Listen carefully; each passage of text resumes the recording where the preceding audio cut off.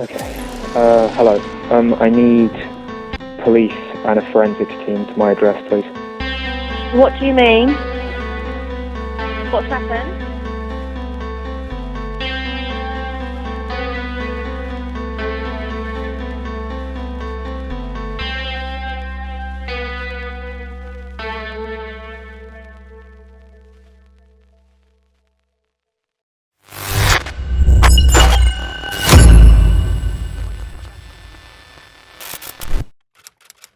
Authoritative, empathetic, and urgent. They are a guide through a dark story, providing context, analysis, and a clear call to action. In an era defined by constant connection, the digital world offers endless possibilities. It's a place where friendships blossom, communities thrive, and dreams are shared. But beneath this vibrant surface, a darker reality often lurks. A reality where predators weave intricate webs of deception, targeting the most vulnerable among us. This is the story of Louis Daines, an online predator, and the tragic fate of a young boy named Breck Bednar. It's the warning your parents tried to give you.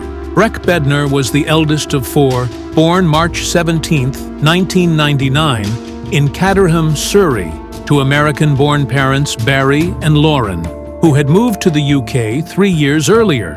In 2002, the family grew with the birth of triplets, Chloe, Carly, and Sebastian.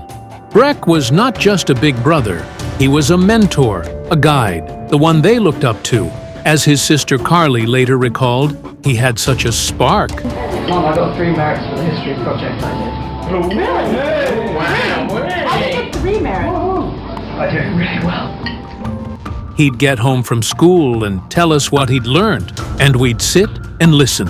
Though Breck's parents divorced when he was young, his bond with his father remained strong, even as he lived primarily with his mother and siblings in Caterham. From a young age, Breck showed a natural talent for technology. While other kids played casually, Breck built servers, networks, gaming mods. He understood the digital world in a way that felt well beyond his years. He loved video games, but not just for the fun. He was fascinated by the mechanics, how things worked, how they were coded. He'd spend hours tweaking game servers, experimenting with software, teaching himself how to create. His dream? To one day become a software engineer or tech entrepreneur. He talked often about building something big, creating his own computer business, launching servers, inventing games. And he wasn't just dreaming, he was researching, learning, preparing.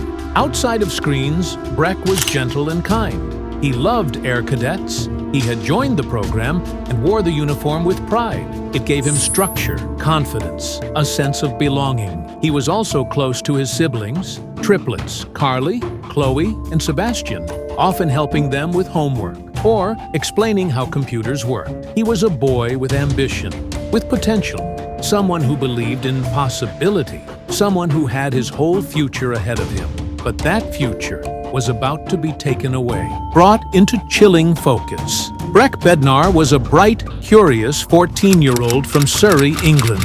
Like so many boys his age, he found immense joy and connection in the world of online gaming. It was a space for camaraderie, competition, and escape. In 2014, the brutal murder of a 14-year-old boy would shock the UK. The killer wasn't a random stranger, it was someone the victim thought he could trust. This is the story of Louis Daines, the online predator your parents always warned you about. Breck was part of a close-knit online gaming community. It was here, amidst the thrill of virtual battles, that he encountered Eagle 1-6, an 18-year-old named Louis Daines. Louis Daines was born in 1995 and lived in Grays, Essex. From the outside, he appeared like any other young man. From an early age, Louis withdrew from society, relying on the internet for connection, power, and control. Daines had a difficult childhood. He was reportedly bullied at school, and by his teenage years, he was almost completely isolated. Diagnosed with Asperger's syndrome, he found the online world easier to navigate than the real one. People like Daines can become consumed by fantasy when there are no real-world checks. In online spaces, there's no adult supervision, only opportunity.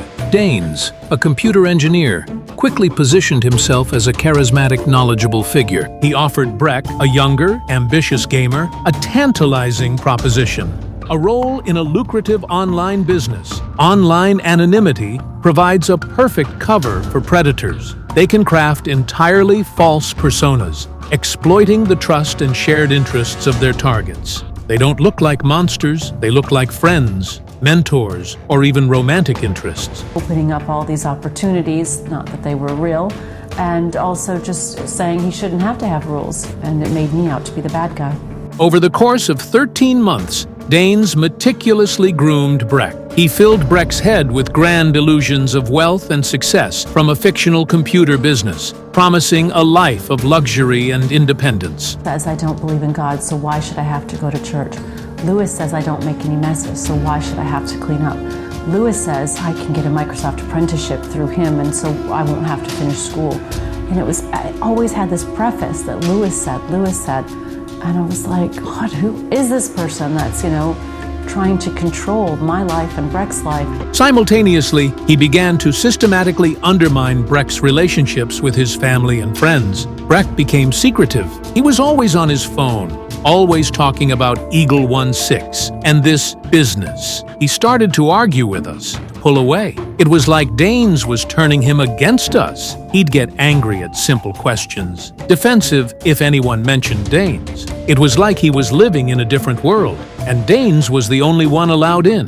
He sowed seeds of doubt, distrust, and rebellion. To Breck, Lewis seemed like a mentor, but he was being groomed. Grooming isn't just about flattery, it's about control, manipulating the victim until they rely on the predator for validation and truth. Lauren, Breck's mother, later said, he started to argue with us constantly. He believed everything Danes said. It was like he was turning him against us. I was concerned about who he actually was and how old he was and where he lived.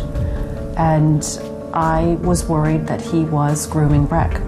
Like we were the enemy. But this wasn't just a case of emotional manipulation. It was a calculated psychological operation. Danes didn't just want Breck's attention. He wanted control. He isolated him, brick by brick, convincing him his parents didn't understand, that school was beneath him, that he was meant for something greater with Lewis. Every interaction with Breck became more strained. Conversations turned into confrontations. Breck, once warm and curious, now cold and dismissive. He even began hiding things, covering his webcam with tape, whispering during calls, locking his door more often. To the outside world, it might have looked like typical teenage rebellion, but Lauren knew better. Danes' manipulation wasn't just psychological, it was tactical. He crafted a new version of reality for Breck, one where Lewis was the hero and everyone else was the villain.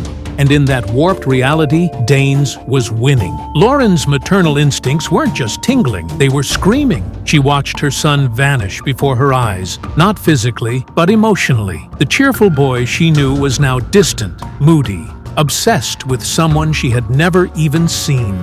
He wasn't just attached to his phone, he was dependent on it, controlled by it. And always talking about Eagle 1-6. And I passed on Lewis Danes. I passed on, he had an alias, which I thought was strange to have an alias.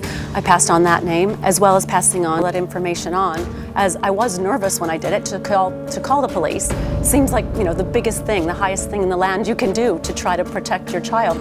And it was nerve-wracking to do that. And after I did it, then I took away all of Breck's computer equipment, and I never, ever heard Dane's voice again until two months later when... Lauren tried everything. She took away his devices. She grounded him. She begged him to open up. But every attempt was met with cold resistance. Breck would shut down, defend Danes, accuse her of being paranoid. She pleaded with him, "You don't know this person, Breck. He's a stranger." But the damage was already done. Danes had replaced doubt with trust, replaced logic with fantasy. In desperation, Lauren turned to the authorities. She contacted Surrey Police. She reached out to CEOP, the UK's Child Exploitation and Online Protection Centre. She documented her fears. She laid it all out. But to the system, it wasn't enough. There was no explicit threat, no physical contact, no criminal offense yet. So they filed the report. and walked away. No one followed up. No one knocked on Daines's door. No one traced the IP. No one asked, why is an 18-year-old man building a secret relationship with a 14-year-old boy? And in that silence, a predator was allowed to keep hunting. On February 17, 2014, Breck told his parents he was going to spend time with a friend. It was a Monday morning, quiet, gray, unassuming. But behind the stillness, something sinister was already in motion. Breck booked a taxi to Grays, Essex. His destination, Lewis Daines's flat. His mission, to finally join the business Daines had promised for months. He left home with a laptop bag slung over his shoulder, his face calm, almost confident. He thought he was stepping into a new chapter of his life. Instead, he was walking into a meticulously constructed trap. That friend was Lewis Daines. That day, Breck traveled alone to Daines's flat in Grays. Within hours, Daines would do the unthinkable. He bound Breck, gagged him, and murdered him. The attack was brutal, calculated, and horrifying. Daines then called the police himself. Okay. Hello. I need police and a forensics team to my address, please. What do you mean? What's happened? My friend and I got into an altercation, and I'm the only one who came out alive. Are you telling me you've killed somebody? Yes, I am. Right, and who am I speaking to? My name is Lewis Daines. I'm 18 years old, and I live at 12 Greylands, Rosebery Road. After the murder, Daines even sent photos of Breck's body to others online, before finally calling emergency services, attempting to fabricate a story. When police arrived, they found Breck's body. Lewis tried to claim it was a struggle, that Breck wanted it, but the evidence was overwhelming. Pre-planned messages, chat logs, restraints. It was cold-blooded murder. Stay with me because he was feeling down. I tried What's his name? Breck. B-R-E-C-K, Bednar, B-E-D-N-E-R. Sorry, B-R-E... C-K. Breck. Yes. And then his surname is... Bednar, B-E-D-N-E-R. Okay, so he came to stay with you. He came to stay with me the night. I did my best to comfort him. I woke up this morning. He was in a mess. I tried again. Right, just slow down again, Lewis. I need to take these beats. So did you have an argument with him last night? No, we were fine. We were fine. In January 2015, Lewis Daines pleaded guilty to murder. He was sentenced to life in prison with a minimum term of 25 years. But for Breck's family, no sentence could undo the horror. And a young life extinguished, leaving behind a family shattered and a stark warning for us all. This case exposed a chilling truth. Predators no longer need to lurk in alleyways. They live online, behind screens, disguised as friends, mentors, even role models. Breck's mother turned her grief into action. She launched the Breck Foundation to educate young people and parents about online safety. The message is clear. We have that tagline with the wristband stickers to go on their technology to always keep Breck's story in their back of their minds so that if this situation or any other situation comes up, they will think twice about trusting someone that they've only met online. And I say even adults fall for it. Don't trust someone just because they say the right things, and never let anyone isolate you from those who truly care. Breck Bednar should have had his whole life ahead of him. Instead, his story serves as a heartbreaking reminder that one click, one chat can change everything. Stay alert, stay informed, and always stay safe online. If you or someone you know is being manipulated online, speak up, visit breckfoundation.org, or talk to a trusted adult. This was the story of Lewis Daines, the online predator your parents warned you about. Thank you for watching. Leave your thoughts in the comments. Like and subscribe for more chilling true crime stories.